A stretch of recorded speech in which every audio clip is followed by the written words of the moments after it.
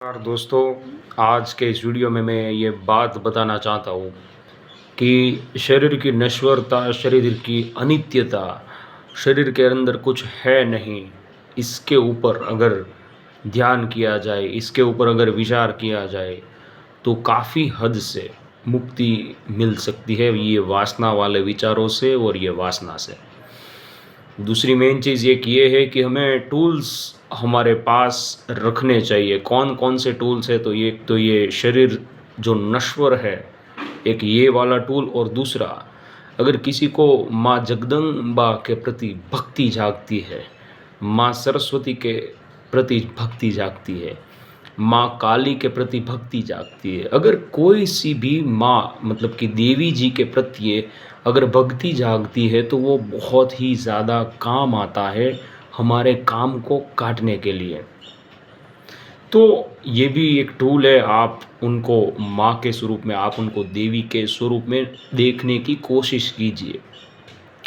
पर आपको ऐसा लगेगा कि यार मैं देख रहा हूँ गलत चीज़, और वो गलत चीज़ में जो बनती है वो अमेरिकन, ऑस्ट्रेलियन, फलाना ढिमकाना वाली कोई भी देश की है, और उसके अंदर मैं माँ कैसे देख पाऊँ? तो वो तो विकृत है। आप बोलोगे उसके अंदर माँ कैसे मैं देख पाऊँ? मुझे माँ के दर्शन होते नहीं हैं। तो आप फिज़िकल बॉडी को छोड़ दो। आपने फिज़िकल बॉडी को चीर-फाड़ के देख लिया, इसमें कुछ है नहीं, वो तो आपने देख लिया। लेकिन वो जो ऊर्जा है, वो जो ताकत है, वो स्त्री है, वो ताकत है।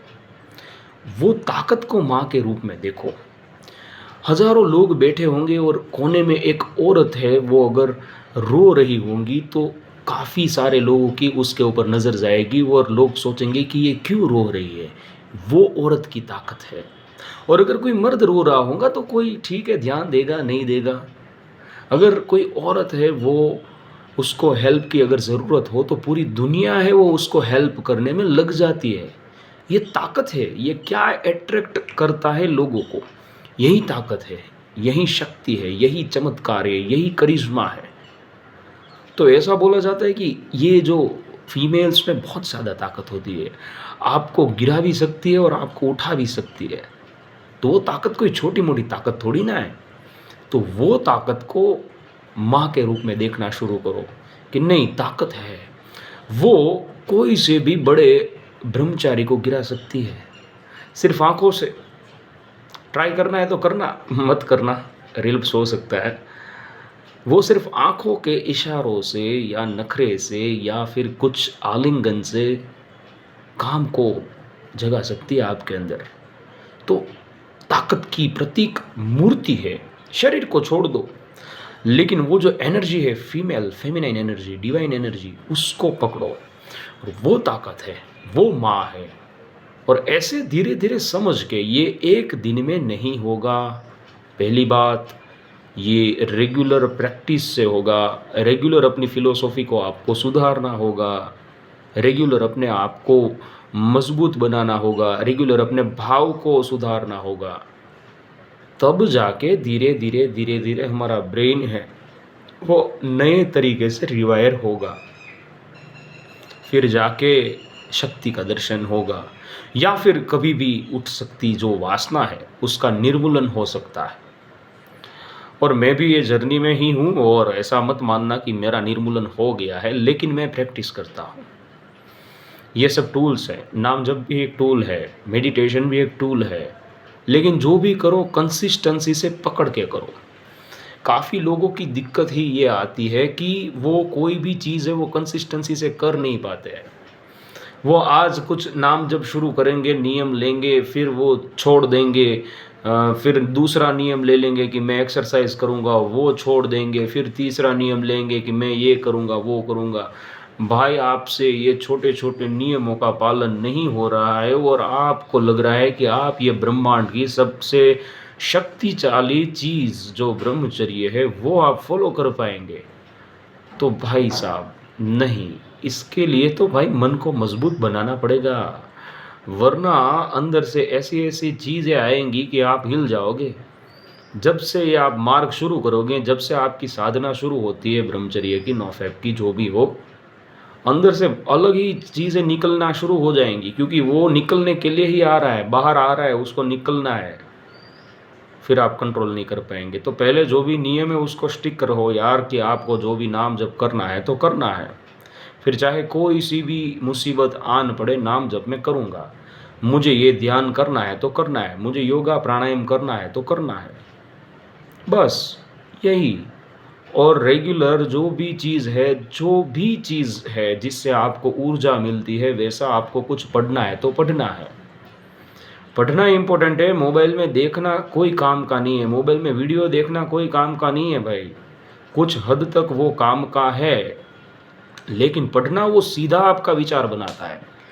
वो वीडियो में आप देख रहे हैं, वो आप पैसिवली देख रहे हैं, आप कुछ कर नहीं रहे, आपके अंदर दिमाग में जा रहा है, वो कोई ज़्यादा काम नहीं आता है। ठीक है, आप प्रेमानंद जी महाराज के उस बहाने दर्शन कर लेंगे तो आपकी आँखें हैं वो पवित्र हो जाएँगी, लेकिन पढ़ने से ही सब होता है। पढ़ने से, फिर पढ़ा हुआ चिंतन मनन करने से, और जितना ज़्यादा चिंतन मनन होगा उतनी अपने अंदर श्रद्धा बढ़ेगी, और जैसी श्रद्धा बढ़ेगी वैसे हम बनते चले जाते हैं। अपने मिशन के प्रति समर्पण, अपने मिशन के प्रति जो श्रद्धा है वो जितनी ज़्यादा बढ़ेगी उतना फ़ायदा है। उसके लिए चिंतन, मनन, सोच, विचार, सत्संग ये सब करना है। अगर आप वीडियोज़ भी देख रहे हैं तो वीडियो में क्या-क्या आपने सुना, कौन सी चीज़ सुनी, वो ध्यान से पहले तो सुनो, फिर सुन के छोड़ मत दो, उसके ऊपर पूरा चिंतन मनन करो, सोचो। और मैंने ये पाया है, मेरा खुद का एक एक्सपीरियंस है कि चलते-चलते सोचने में बहुत ही आनंद आता है। तो अपने रूम में ही चलते-चलते सोचो। हैंड की मूवमेंट जब आप करते रहते हो तो उससे भी सोचने की स्पीड है वो बढ़ती है। तो वो भी एक अच्छा तरीका है। अगर आप ऊपर टेरेस पे चले जाओ सोचने के लिए, आप सिर्फ सोच रहे हो, आप थिंक कर रहे हो, आप ये समाज की वास्तविकता के बारे में सोच रहे हो, आप ये सत्य के बारे में सोच रहे हो कि क्या है, मैं क्या कर रहा हूँ, मुझे कहाँ जाना है, नोफेप मुझे कहाँ हेल्प करेगा, कैसे मैं पवित्रता ला रहा हूँ, कैसे पवित्रता आ रही है। ये देखते देखते धीरे धीरे आपका दिमाग जितना क्लियर होता चला जाएगा उतना ही ज़्यादा आपको फ़ायदा मिलेगा। तो एक चीज़ आप ये कर सकते हैं, आपको तैयारी रोज़ करनी पड़ेगी। जैसे कंपटीशन एग्ज़ाम की आप तैयारी करते हैं, वैसे ही ये नोफेप की भी तैयारी है वो आपको करनी पड़ेगी। तब जाके आपको ऐसा लगेगा कि अब तो अर्जिश आ नहीं रही है, या आ रही है तो मैं कंट्रोल कर पा रहा हूँ, मैं जीत गया, मैं बादशाह बन गया, मैं सिकंदर बन गया भाई। और काफ़ी सारे ग्रुप्स में या काफ़ी सारी ऐसी पता नहीं क्या बोलते हैं फ़िलॉसफ़ी भी फैली हुई है कि 6 मंथ के बाद तो आदमी विजेता बन जाता है, 1 साल के बाद आदमी विजेता बन जाता है भाई। काय का विजेता बन जाता है भाई? विजेता बनना पता है क्या होता है? काम का विजेता बनना। वो बोलते हैं अर्जिश ही नहीं आती है। अरे घंटा अर्जिश नहीं आती है, क्या बात कर रहे हो यार? सब आती है, आप झूठ बोल रहे हो। वो आएगी, अपना स्वरूप बदल के आएगी, वो सूक्ष्म आएगी।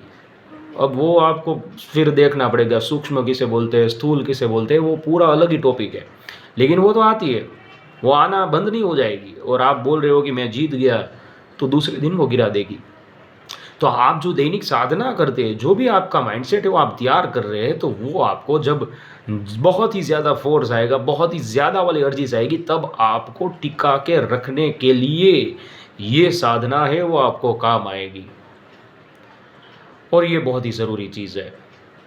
पढ़ाई, साधना, मेडिटेशन, योगा, प्राणायाम, अच्छा खाना, दिमाग के ऊपर काबू पाना, ये सब चीज़ों का ख्याल रखना है, तभी जाके कुछ हद तक फ़ायदा होगा। और बाकी बात रही भैया जी आप क्या करते हो, तो भाई मैं तो सीधी बात करता हूँ, मैं मेडिटेशन करता हूँ। मेरा साधना का माध्यम है मेडिटेशन। आप पूछोगे कौन सा मेडिटेशन करते हो, तो मैं आपको बताऊँगा, मैं आनापान और विपश्यना मेडिटेशन करता हूँ। उसमें भी विपश्यना मेडिटेशन है, वो अभी मेरी फ़िलहाल की जो भी डेली प्रैक्टिसेस है वो है। वैसे आपको साधना किसी को बतानी नहीं चाहिए, ये भी एक साधना का ही रूल है। लेकिन ये आपको हेल्प हो जाए इसलिए मैंने थोड़ा रिवील कर दिया। लेकिन आपको किसी को बताना नहीं है कि मैं रोज़ क्या-क्या करता हूँ। कुछ लोग व्लॉग्स डालते हैं, डेली व्लॉग्स, ठीक है, मेरे को किसी को कुछ कहना नहीं है। डालते हैं, अच्छी बात है, उससे बहुत ही हेल्प मिलती है, लेकिन उसमें बहुत ही ज़्यादा डेप्थ में आप क्या करते हो, वो नॉर्मल लोगों को मत बताओ। अगर आपके साधक लोग हैं, नौफेपर्स लोग हैं, वो देखेंगे तो वो मोटिवेट होंगे। लेकिन वो जो नॉर्मल लोग देखेंगे तो वो डिमोटिवेट आपको करने का सोचेंगे। समझ रहे हो? तो ये सारी टिप्स है वो आप याद रखो। काफ़ी सारे सालों का ये एक्सपीरियंस है मेरा, उसी के हिसाब से मैं कह रहा हूँ। ठीक है, आज के लिए इतना ही। मिलते हैं फिर मेरे अगले वीडियो में। नमस्कार, जय हिंद, वंदे मातरम, जय माता दी, जय बजरंग।